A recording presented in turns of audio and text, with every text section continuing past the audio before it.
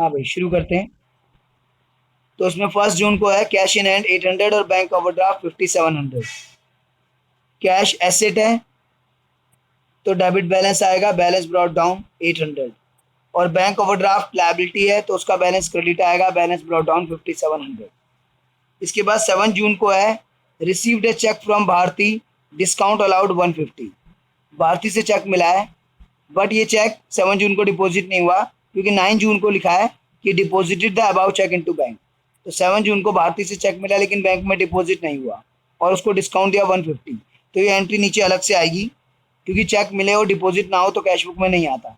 तो 7 जून को यहाँ आ गया cheque in hand account debit, discount allowed account debit to भारतीज अकाउंट। 3250 का चेक मिला, 150 का डिस्काउंट अलाउड किया और भारती के आगे जब भी ऐसे कंपाउंड एंट्री आती है तो नेम के आगे फुल अमाउंट आता है। चेक इन एंड एसेट है डेबिट, डिस्काउंट अलाउड एक्सपेंस है डेबिट और भारती अब हमारी डेटर नहीं है क्योंकि उसने चेक दे दिया है तो वो हमारी डेटर नहीं है, एसेट डिक्रीज हो रही है क्रेडिट। ठीक है, आगे चलते हैं। फिर 9 जून को ये भारती का चेक हमने बैंक में जमा करा दिया, तो 9 जून को बैंक में जमा करा रहे हैं तो 9 जून को हम कैश बुक में एंट्री डालेंगे cheque in hand 3250 bank column में बढ़ा देंगे। 7 जून को चेक मिलेगा तब कैश बुक में नहीं आएगा, तब नीचे एंट्री आएगी। 9 जून को जब बैंक में जमा कराएंगे वो चेक 3250 का, तब कैश बुक में आएगा रिसिप्ट साइड पर चेक इन हैंड के नाम से बैंक कॉलम में। इसके बाद 15 जून को चेक मिला पन्ना लाल से, और जो 15 जून को पन्ना लाल से चेक मिला वो भी बैंक में डिपॉजिट नहीं हुआ क्योंकि 28 जून को लिखा हुआ है कि पन्ना लाल का चेक हमने कमल को दे दिया। तो यानी कि तो 15 को जब मिला था तो डिपॉजिट नहीं कराया था। तो 15 को हमने नीचे एंट्री करी cheque in hand to Panna Lal account 1200। Cheque in hand asset है, एसेट बढ़ती है डेबिट, और पन्ना लाल हमारे डेटर था, वो डेटर नहीं है, एसेट डिक्रीज होती है क्रेडिट। फिर 20 जून को भारती का चेक बाउंस हो गया, तो जब भारती से हमें चेक मिला था और हमने डिपॉजिट कराया था 9 को, तो हमने बैंक कॉलम में यहाँ बढ़ा दिया था कि हमारे बैंक बैलेंस बढ़ गया, बट एक्चुअली बैंक बैलेंस बढ़ेगा नहीं क्योंकि बैंक ये अमाउंट हमारे अकाउंट में डालने ही वाला नहीं है क्योंकि बैंक ने हमें इंटीमेट कर दिया कि वो चेक तो बाउंस हो गया, तो हमें अपने पास वापस लेस करना पड़ेगा। तो हमने वापस लेस कर दिया, क्रेडिट साइड पे दिखा दिया पेमेंट साइड पर वापस लेस करने के लिए, और भारती के नाम से भारती दोबारा से डेटर हो गई।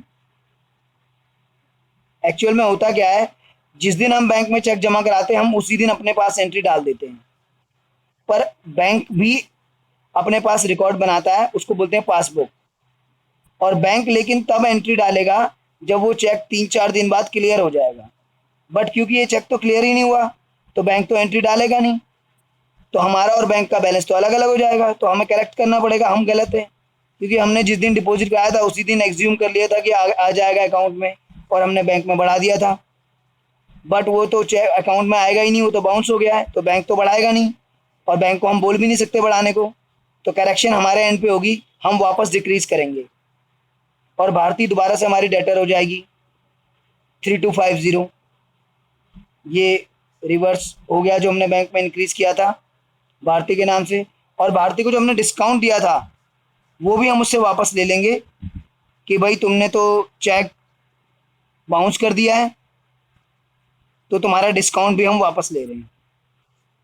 एक तो हमने डिस्काउंट दिया और तुमने फिर भी चेक बाउंस कर दिया तो डिस्काउंट वापस हो जाएगा। तो Bharti to discount allowed next page पे एंट्री हो रखी है, मैं टर्न नहीं कर रहा हूँ अभी।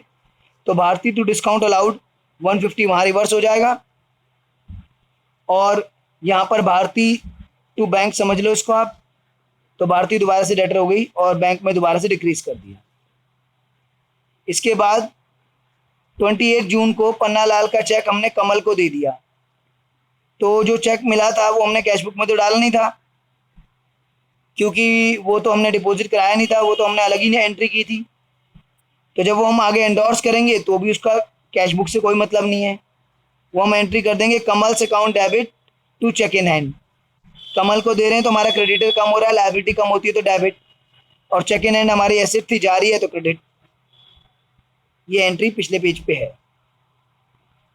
इसके बाद 30 जून को इनकम टैक्स पे किया है चेक से, तो इनकम टैक्स हमारा पर्सनल एक्सपेंस होता है और पर्सनल एक्सपेंस होता है तो वो ड्राइंग्स है एक तरह से। इनकम टैक्स सोल प्रोप्राइटर के लिए पर्सनल एक्सपेंस होता है, पार्टनरशिप और कंपनी के लिए बिजनेस एक्सपेंस होता है। तो यहाँ पे मेजर्स गुप्ता स्टोर है, सोल प्रोप्राइटर है, तो ये पर्सनल एक्सपेंस है और बिजनेस में से पे कर रहे हैं तो ड्राइंग्स हो गया, और चेक से पे कर रहे हैं इसलिए बैंक में से माइनस हो गया, पेमेंट वाली साइड पे आ गया ड्राइंग्स 30 जून को 150। इसके बाद सारी एंट्री हमने डाल दी हैं, अब क्लोज कर देते हैं। कैश में तो एक ही एंट्री थी 800, तो 800 कैरेट डाउन हो गया। 800 डेबिट में है, 800 क्रेडिट में लिखा और क्रेडिट के ऊपर बैलेंस बच गया 800, और फिर उसको 1 जुलाई को डेबिट में ब्रॉट डाउन कर दिया। बैंक की क्रेडिट साइड एक्स्ट्रा है 9100, डेबिट में लिखी और डेबिट में सिर्फ 3250 है वो लेस करा, तो बैलेंस बच गया 5850। डेबिट के ऊपर बैलेंस कैरी डाउन बचा और इसको हमने क्रेडिट में ब्रॉट डाउन कर दिया 5850, यानी कि बैंक का अभी भी ओवरड्राफ्ट ही है। ये देखिए एंट्रियां वो ये रही, भारती टू डिस्काउंट अलाउड और Kamal to cheque in hand account.